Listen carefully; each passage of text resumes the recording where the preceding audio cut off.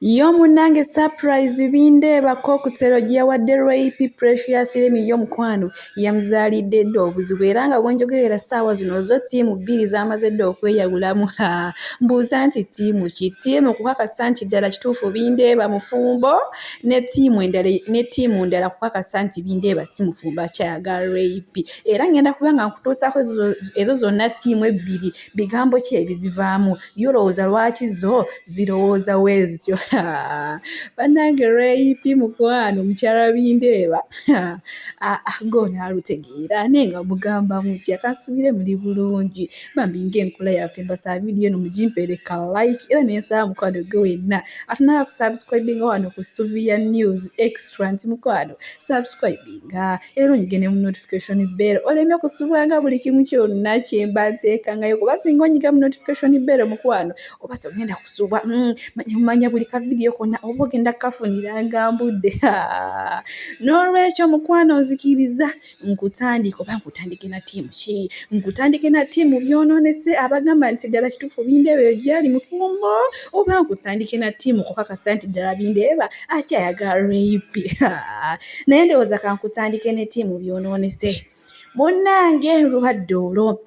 munaku zino zonna eziyise rape abadde ajje nkuyite kuguluba abadde aguluba ne bashosho inyirozi munnaye nga bamugamba mukyala teweekaza Bindeeba yakulekawo Bindeeba yaddira mukyala we mbuno Bindeeba mulwadde alina ekirwadde kye yalwala nti ate naye ku mulimu bakola ki batiimu byonoonese be babyogera ebyo nti ate munnaye naye ku mulimu bakola ki bamugoba ati ate olw'omukyala ye mukyala mukulu ssaawa zino Bindeeba gyali ayinamu kasente munnange ne wamujjanjaba eno wamuweeweta eno wakola biki eno wakola bingi munnaye rape yeraliikiridde omutima we gumukuba gugamba gumukubira kumukumu kuba jjukiranga baakatandika okweyagana ne Bindeeba munnange yatuwa kasa nti Bindeeba tasobola kusanga tamaze kusaba lukusaani katamaze kusaba rape nkyakuleetera munnaye bo batiimu kukakasiza ddala nti ddala Bindeeba musajja mufumbo eyo gyali bagambye ddala Bindeeba wabanga si musajja mufumbo lwaki ka vidiyo ke yakoze teyataddemu linnya lya rape erikakasiza ddala nti nno rape mukyala we ye nti ddala wabanga akyayagala rape lwaki ka vidiyo teyakakoledde waka mu maka ge ewuwe waasula. Bannaye basho enyirozi bannaye kugamba ye rape yanaabategeera kugamba ndowooza ajja beekuwuliramu oba ngambi mulago. Bannange ate bo boogera nga bakulaga n'obukakafu balina naye bannaye bashosho enyirozi bajjaji wa kuno mukwano bagambye wabanga ddala kituufu ng'akyayagala rape yalibadde akolera mu nnyumba so si mu mmotoka naye nti ensonga ekyamukozesezza mu mmotoka abadde akola adduka ng'adduka ono omukyala w'ewaka ate jjukira omukyala w'ewaka ennaku zino engeri gyali ki yali ngoma nnene nti engeri gyamulabirira oba munnaage bimusako okutero takyayina mulimu nkyali ku ludda lw'abatiimu byonoonese batiimu abagamba mbu ddala kituufu Bindeeba yayawukana ne rape era ne bagamba mbu ebyo ebimuli bimwala bye bamuwa Bindeeba si ye yabireese ebyo ebimuli bibadde ebyo bimuli rape yakoze ki yabipanze buli bayimuleetera munnaye ng'atya okuswala wabula ate musokomoka omugambo bannaye kati nze ngaaze ne neebuuza kye bagamba abatiimu byonoonese naye kano vidiyo Bindeeba kokutero ke yakoze muntu abadde afaana Bindeeba okay kale tuveeyo kubanga nabateerako ka vidiyo bo ke bawakanya akagamba mbu wabanga akyamwagala lwaki teyataddemu linnya lya rape ne bannaye bajjaaji baakona ate munnaye ate nga nkuzizzaako eno ku batiimu abakakasiza ddala nti nno Bindeeba bakiyagaana ne rape Mama Prince Black Beauty. Bannaye bo bagambye mukwano rape wamanyuza kintu kyo munnaye omweyogereze takusuuza kayaaziko ova ku abo abantu aboogera mbu munnaye bano abantu bolaba aboogera abakuvumirira abakola ki mu munnange eyo nnugu munnange omusajja wo bakola ki omusajja wo bamwegomba mbu era amagezi ge bakuwadde kola kintu kimu munnaye Kokuteero, munnaye Bindeeba, munnaye mujje mu kamera kubanga abawala abamwetega baki, abawala abamwetega bangi era bakugambye mukwano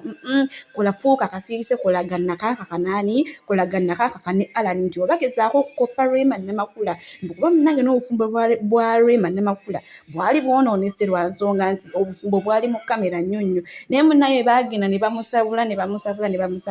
munnaye Rema Namakula yakampola kati mugenda kumbuuza te Rema Namakula ajjiddewa jesi mbaleetera kino Ray-P batiimu abagamba nti no Ray-P bakyayagana ne Kokuteero amagezi ge bamuwadde nti ajja omusajja mu kamera nti ate alekera okubeerawo ng'akola ki alekera okubeerawo ng'amwogerako nti no buli kadde Kokuteero buli kadde Bindeeba buli kadde biki ng'ali mu kamera munnaye nti amasimu beegali Yesu wadde omusajja ali wala ninga omusajja bw'akomyewo n'amulaga nti munnaye Ray-P ku gwe gwenfiira kuba munange omusajja yatusuubiza n'atugamba nti munange ye Ray-P mukyala we era ye kuye kwakola ki kuye kwafiira ate bo bali batiimu byonoonese kye bataawulidde ekyo wabula bo bakuliriza kali akagamba mbu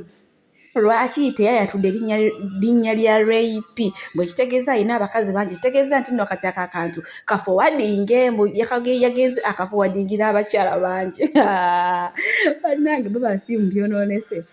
munange Ray-P surprise go n'agitegeera naye bo batiimu abagamba nti omusajja okyamulina bakugambye munaye kola kintu kimu omusajja waaba akumyewo kale omubanga mbadde mulinamu obutakkaanya naye ate n'akomawo ku Valentine n'akulaga nti akwagala munaye omusajja mujje mu kamera abantu abasinga tebaagaliza abantu abasinga munaye bakuyinako ennugumbu abantu abasinga obufumbo bukoze ki bubalemye ate nekirala beegwaniza omusajja we lwaki mbyogera munagamba bannaye Suvia News ng'apoloka omugambo munaye kambateerako obuvidiyo ngenda soka mbateereko ka vidiyo Bindeeba musajja watu keyakoze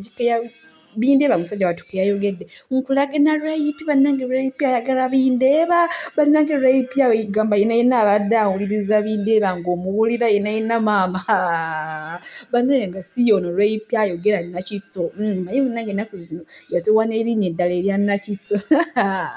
kyokka bannaye mukyala Kokuteero mukyala Bindeeba nso wamubafu wano ku Suvia News mukwano otusanyula nga minyongero bajjukiza mu subscribing mu liking. What's up, girl? Yeah, it's a Valentine's Day, girl. Being far from you on this day has been the hardest thing this year. But I want to let you know that not even the distance can change how I feel about you.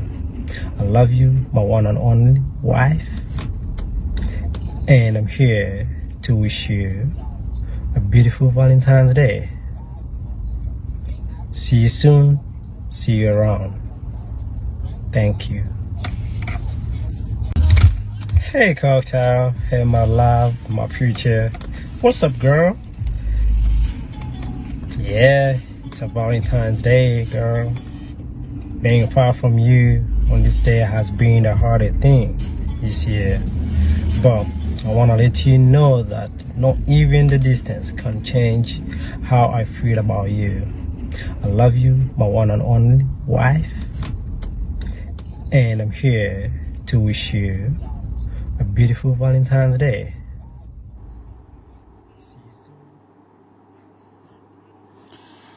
I am speechless.